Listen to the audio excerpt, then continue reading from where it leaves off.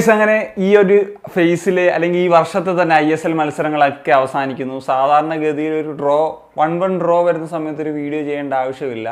FC ഗോവയും north ഈസ്റ്റും തമ്മിൽ നടന്ന മത്സരം ഒരു 1-1 ഡ്രോവിൽ കലാശിക്കുന്നു. പക്ഷേ ഈ ഒരു വീഡിയോ ചെയ്യാനുള്ള പ്രധാനപ്പെട്ട കാരണം ഈ ഒരു ഡ്രോ കൊണ്ട് ഏറ്റവും ഗുണമുണ്ടായിട്ടുള്ളൊരു ടീം കേരള ബ്ലാസ്റ്റേഴ്സ് ആണ് എന്നുള്ളതാണ്. അതായത് FC ഗോവയ്ക്ക് പോയിന്റ് ടേബിളിൽ ഒരിക്കൽ കൂടി വീണ്ടും ഒന്നാം സ്ഥാനത്തേക്ക് എത്താനുള്ളൊരു അവസരമായിരുന്നു. അവിടെ നോർത്ത് ഈസ്റ്റ് യുണൈറ്റഡ് തടയിടുന്നു. അങ്ങനെ കേരള ബ്ലാസ്റ്റേഴ്സ് ഈ ഒരു ന്യൂ ഇയർ അല്ലെങ്കിൽ ഇനി ഒരു മാസത്തോളം പോയിന്റ് ടേബിൾ ഒന്നാം സ്ഥാനത്ത് നിൽക്കും എന്നുള്ളതാണ്. നോർത്ത് ഈസ്റ്റ് യുണൈറ്റഡിനെ സംബന്ധിച്ചിടത്തോളം അവർക്ക് പോയിന്റ് ടേബിൾ 6ാം സ്ഥാനത്തേക്ക് ഒരു സ്പോട്ട് നിൽക്കുന്ന സമയത്ത് ഈ ഒരു ഫേസ് ബ്രേക്കിലേക്ക് പോകാം എന്നുള്ളതാണ്. മത്സരത്തെപ്പറ്റി നമുക്കൊന്ന് പറയുന്നൊരു സമയത്ത് തീർച്ചയായിട്ടും FC ഗോവയുടെ ഒരു ഡോമിനേഷൻ തന്നെ നടന്ന മത്സരം തന്നെയായിരുന്നു. ആദ്യം ഗോവ സ്കോർ ചെയ്തു, കാർലോസിലൂടെ സ്കോർ ചെയ്തു. അതൊരു മിർഷാദിൻ്റെ ഒരു മിസ്റ്റേക്ക് ആയിരുന്നു, അഗെയിൻ ഒരു മിസ്റ്റേക്ക് വരുത്തുന്നു എന്നുള്ളതാണ്.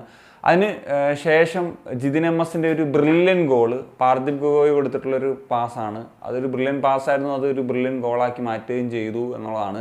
എന്നാൽ ജിതിന് മറ്റൊരു സ്കോർ ചെയ്യാനുള്ളൊരു ഓപ്പർച്യൂണിറ്റി ഉണ്ടായിരുന്നു. അത് ജസ്റ്റ് ഒന്ന് പാസ് ചെയ്യുക അല്ലെങ്കിൽ അത് കൃത്യമായിട്ടും ചിപ്പ് ചെയ്യുക അതൊക്കെ ചെയ്തിരുന്നെങ്കിൽ അത് ഗോളാക്കിയിട്ട് നോർത്ത് ഈസ്റ്റ് യുണൈറ്റഡിന് വിജയിക്കാമായിരുന്നു. കുറച്ചും കൂടി ആനുകൂല്യം KBCക്ക് കിട്ടിയത്. കാരണം ആ കിട്ടേണ്ട ഒരു പോയിന്റ് കൂടി ഗോവയ്ക്ക് കിട്ടില്ലായിരുന്നു എന്നുള്ളതാണ്. ഏതായാലും ഇപ്പം ഒരു 2 പോയിന്റ്സ് ഗോവ ഡ്രോപ്പ് ചെയ്തു. 2 മത്സരം കുറച്ചാണ് FC ഗോവ കളിച്ചിട്ടുള്ളത്. ബ്ലാസ്റ്റേഴ്സും ഇപ്പോൾ FC ഗോവയും തമ്മിൽ 2 പോയിന്റ്സിൻ്റെ വ്യത്യാസത്തിലാണുള്ളത്. പിന്നെ ഗോവയെ സംബന്ധിച്ചിടത്തോളം അത്ര മികച്ചൊരു മത്സരമായിരുന്നില്ല എന്നുള്ളതാണ് എനിക്ക് തോന്നിയിട്ടുള്ളത്.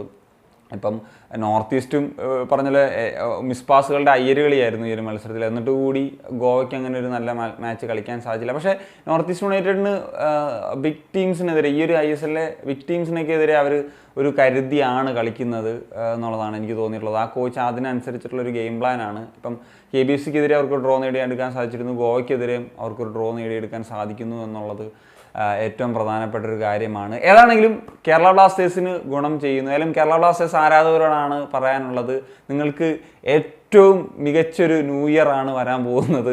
അതായത് നമ്മളുടെ ക്ലബ്ബ് പോയിന്റ് ടേബിൾ 1ാം സ്ഥാനത്ത് നിൽക്കും.